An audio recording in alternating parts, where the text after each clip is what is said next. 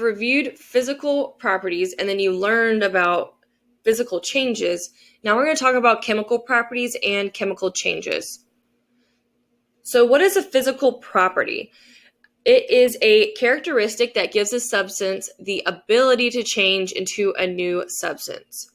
But the chemical change has to be happening to see the chemical property. So the chemical change has to be happening in order to be able to see that chemical property.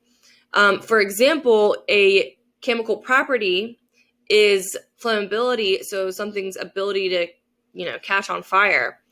But you have to see it on fire in order to see that chemical property. So remember to write down what's in yellow. We're doing yellow for this slideshow instead of the normal red. So examples of chemical properties. Acidity. So how acidic or basic is something? So this is a pretty strong acid, and that chemical property is how strong of an acid it is. The acid's so strong it's able to melt the sponge. Okay, chemical stability. So how stable is that chemical? Is it going to explode if you just move it ever so slightly? Flammability, which is something's ability to catch on fire, and then reactivity, so something's ability to react. So go ahead and write down what's in yellow. All right, so now chemical change. So what is a chemical change? A chemical change is a change that results in the production of a new substance, and it cannot be reversed. So this is the opposite of a physical change. A physical change does not produce a new substance, and a physical change can be reversed. So a chemical change creates a new substance, and it cannot be reversed. Remember to write down what's in yellow. So some examples of a chemical change is burning, cooking or baking, oxidation, and explosion. So burning is an example of a chemical change.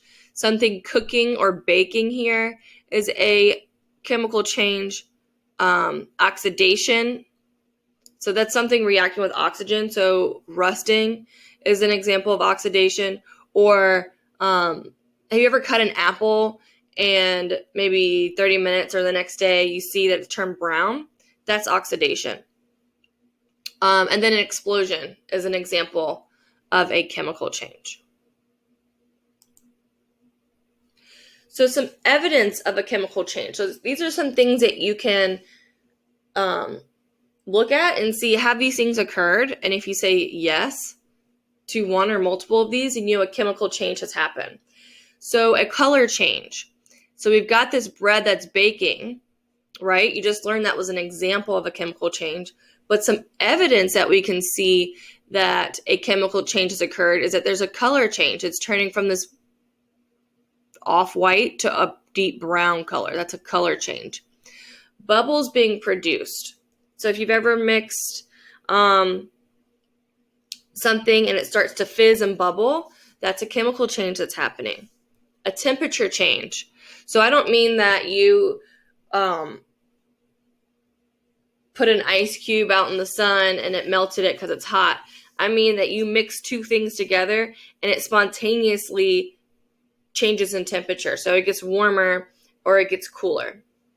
An odor change. So another example with this bread, we know that baking is an example of a chemical change, but another evidence is when someone's baking bread or baking a cake, the house starts to smell like that bread or cake that's being baked. That's an odor change. If a light is produced, so in fireworks, you've got that light that's happening. We already know that an explosion is an example of a chemical change, but that evidence of a chemical change is that a light was produced. And then a precipitate. So it's not precipitation, it's not rain, it's a different word, very similar sounding and spelling, but it's different. So precipitate is when you mix two liquids and a solid is produced.